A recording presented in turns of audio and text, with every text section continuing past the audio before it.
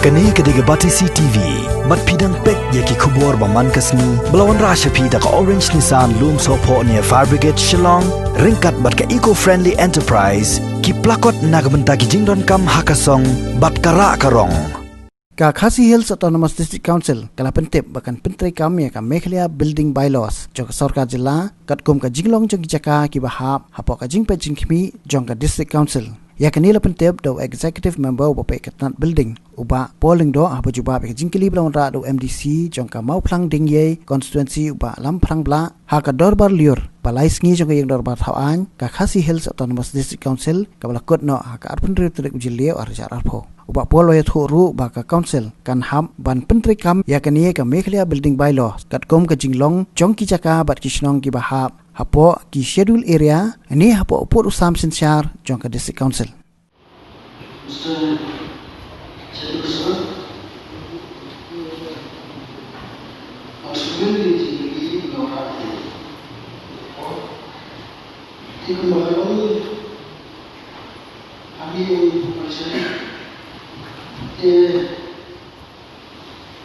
number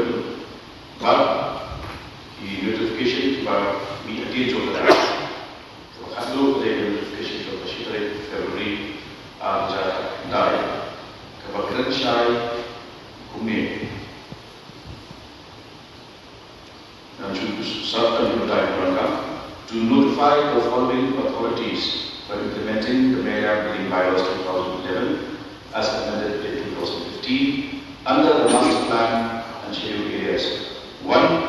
Meghalaya Urban Development Authority for areas under municipal areas and scheme areas, and 2. Autonomous District Councils for areas excluding Act 1 above. The public desirous of applying building permission in areas outside municipal limits may approach either of the above authorities for obtaining their sanction or building permission, occupancy certificates, etc. Champrot America notification, kalau syai di Meghalaya Building Bylaws related to frame the state government, but kapan ni District Council kalau tang implementing the bylaws haki areas balai dan municipal areas but scheme areas.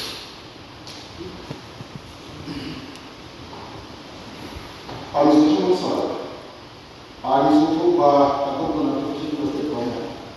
Kalau organisasi terlibat agensi, pada penelitian juga Meghalaya Building Bylaws.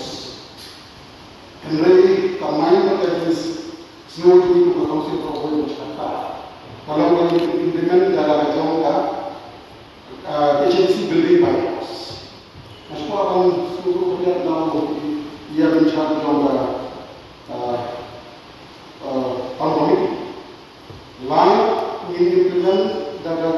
agensi Building Regulation, ne aku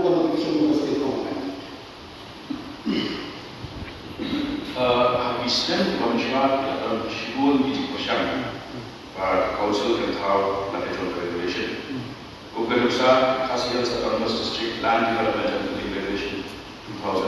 2015. Ia kepala dan notified menuju SM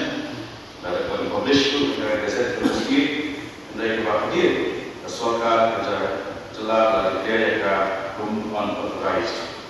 Hadir tetap isi berkabun syurah kaitan juga STEM kalau pas executive order dan benar ya